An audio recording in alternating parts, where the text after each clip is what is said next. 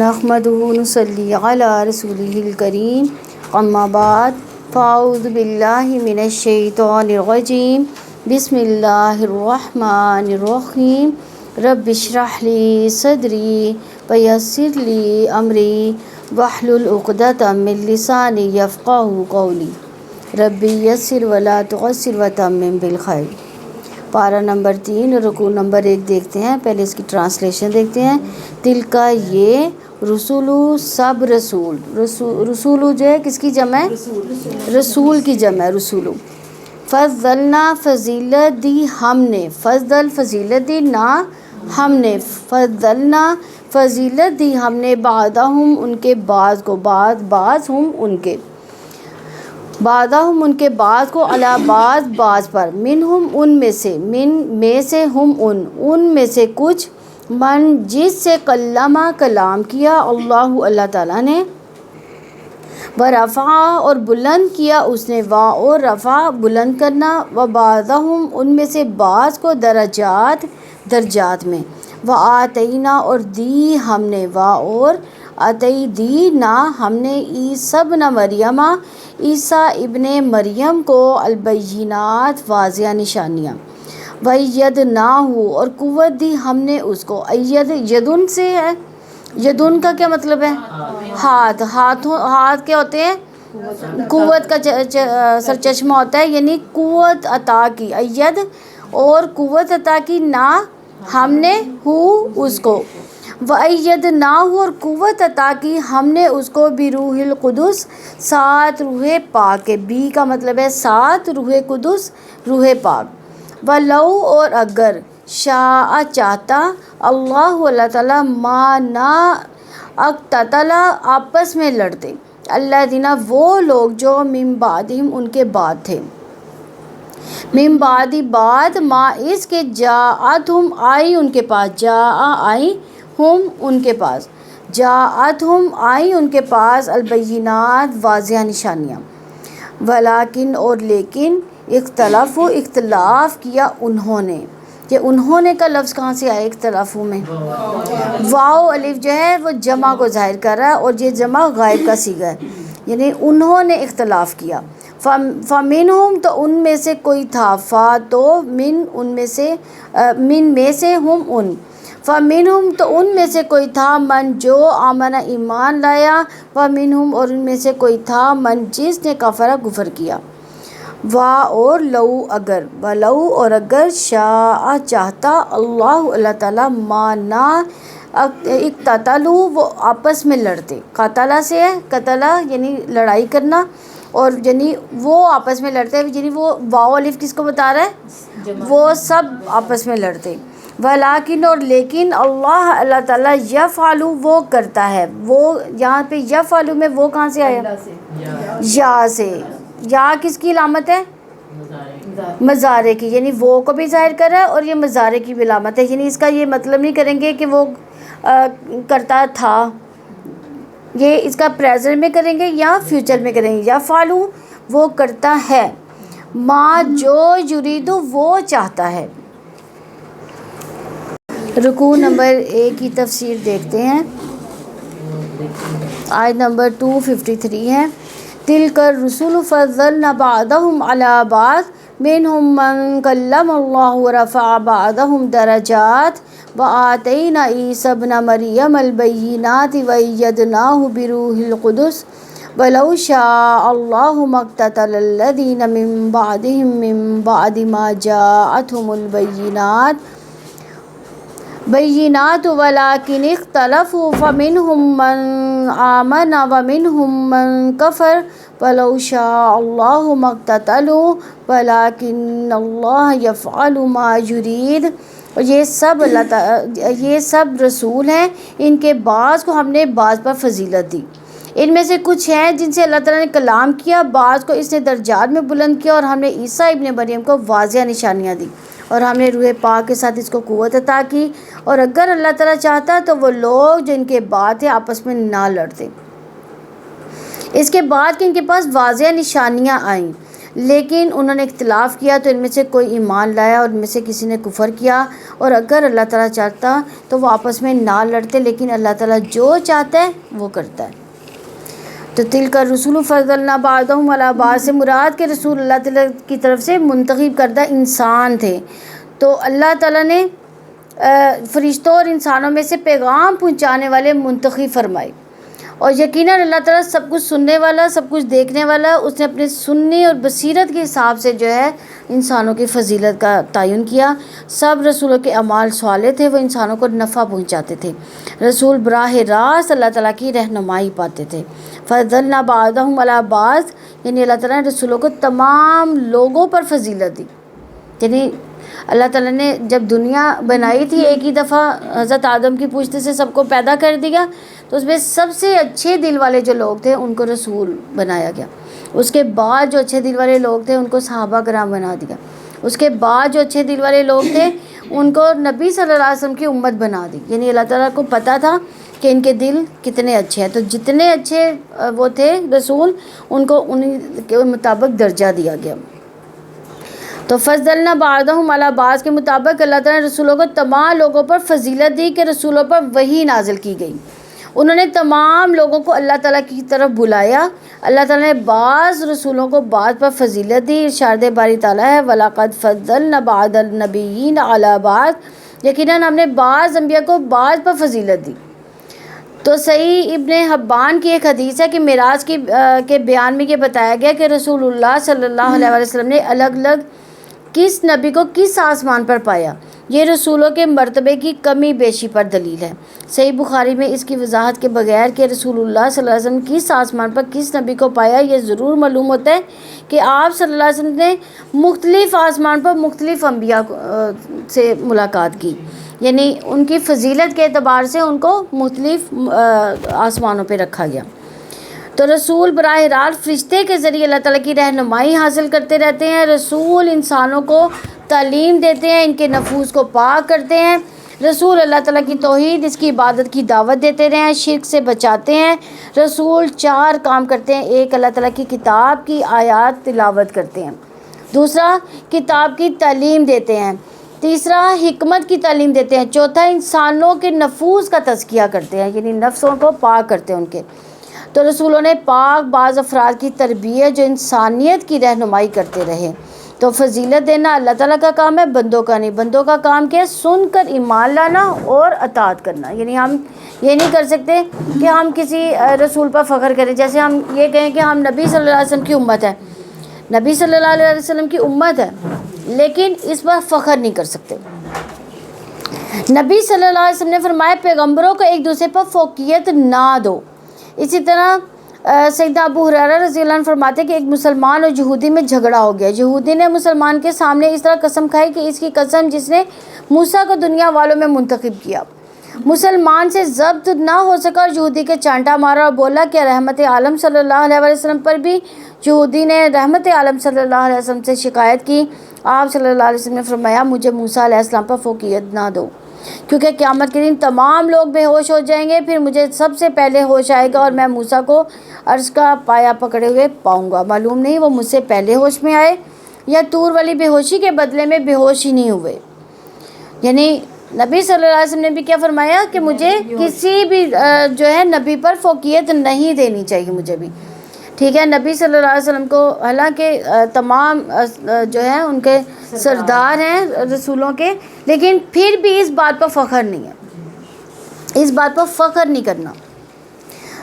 سیدنا ابن عباس رضی اللہ عنہ نے سیدنا عمر رضی اللہ عنہ کو ممبر پر یہ کہتے ہوئے سنا تھا کہ میں نے نبی کریم صلی اللہ علیہ وسلم سے سنا، آپ صلی اللہ علیہ وسلم نے فرمایا مجھے میرے مرتبے سے زیادہ نہ بڑھاؤ، جیسے عیسیٰ ابن مریم کو نصارہ نے اس کے مرتبے سے زیادہ بڑھا دیا، یعنی ان کو اللہ کا بیٹا قرار دے دیا، یعنی یہ مرتبے سے اوپر کر دینا ہے نا۔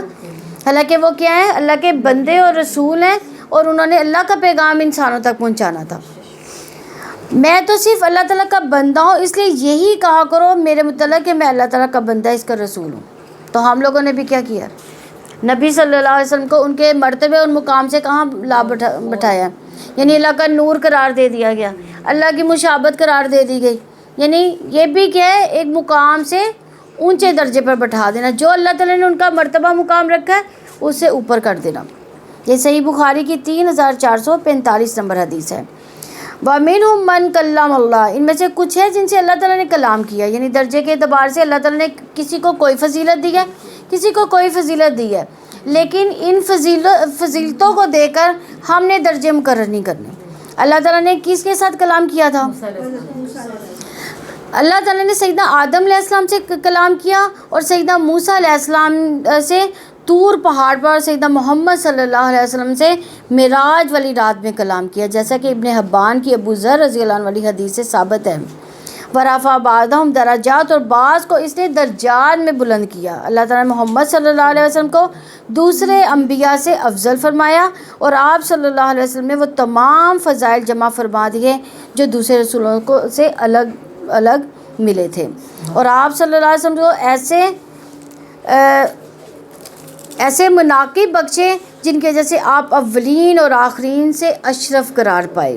سیدنا ابو ہریرہ رضی اللہ عنہ کہتے ہیں کہ رسول اللہ صلی اللہ علیہ وسلم نے فرمایا، قیامت کے دن میں سیدنا آدم علیہ السلام کی اولاد کا سردار ہوں گا، اور سب سے پہلے میری قبر کھلے گی، اور سب سے پہلے میری میں شفاعت کروں گا، اور سب سے پہلے میری ہی شفاعت قبول کی جائے گی۔ یہ مسلم کی 5940 نمبر حدیث ہے۔ یعنی یہ دیکھیں، یہ نبی صلی اللہ علیہ وسلم کا درجہ ہے نا، فضیلت ہے نا، لیکن یہ اللہ تعالیٰ نے ان کو فضیلت دیا، اور اس بات پہ ہم نے فخر نہیں کرنا۔ اگر ہم نے فخر کر دیا تو وہ بات غلط ہو جائے گی۔ ورفع بعضهم درجات، اللہ تعالیٰ نے رسولوں میں سے بعض کو بعض پر فضیلت دی، اور رسول اللہ صلی اللہ علیہ وسلم نے فرمایا، تم مجھے انبیاء کے درمیان فضیلت نہ دو۔ دونوں کے درمیان مطابقت یہ ہے کہ اللہ تعالیٰ نے انبیاء علیہ السلام کو فضیلت دی، اور یہ حق ہے، اس لیے انبیاء علیہ السلام کی فضیلت کے بارے میں اس کے مطابق اعتقاد رکھا جائے، مگر نبی صلی اللہ علیہ وسلم کی فضیلت اس طرح بیان نہیں کرنی کہ کسی نبی کی شان میں کمی ہو۔ نبی صلی اللہ علیہ وسلم نے اپنی امت کو انبیاء علیہ السلام کے بارے میں ادب و احترام سکھایا کہ آپ صلی اللہ علیہ وسلم کو لوگوں کے بارے میں پورا علم نہیں کہ انہیں کس بنیاد پر ایک دوسرے پر فضیلت حاصل ہے، اس لیے میری فضیلت بھی اس طرح بیان نہیں کرنا کہ کسی نبی کی شان میں کمی ہو۔ وَآتَيْنَا عِيسَىٰ ابْنَ مَرْيَمَ الْبَيِّنَاتِ، ہم نے عیسیٰ ابن مریم کو واضح نشانیاں دی۔ یعنی اللہ تعالیٰ نے عیسیٰ ابن مریم کو کیا نشانیاں دی تھی؟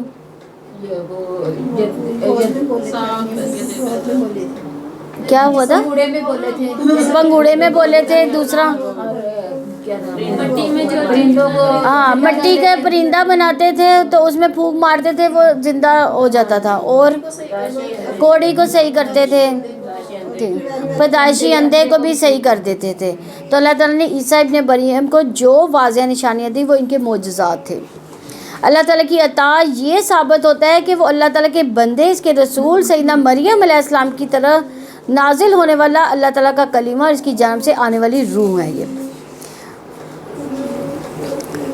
تو ایدناہ بروح القدس، اور ہم نے روح پاک کے ساتھ اس کو قوت عطا کی۔ قوت عطا کرنے سے مراد ایمان اور یقین ہے، جس کے ذریعے انہوں نے وہ فریضہ ادا کیا جو ان پر عائد کیا گیا تھا۔ روح القدس سے مراد جبریل علیہ السلام ہے، جو ہر وقت عیسیٰ علیہ السلام کے ساتھ رہتے تھے۔ وَلَوْ شَاءَ اللَّهُ مَا اقْتَتَلَ الَّذِينَ مِن بَعْدِهِم مِّن بَعْدِ مَا جَاءَتْهُمُ الْبَيِّنَاتُ، اور اگر اللہ تعالیٰ چاہتا تو وہ لوگ جو ان کے بعد تھے آپس میں نہ لڑتے اس کے بعد کہ ان کے پاس واضح نشانیاں آئیں۔ یعنی لڑائیاں کس بات پہ ہوتی تھی؟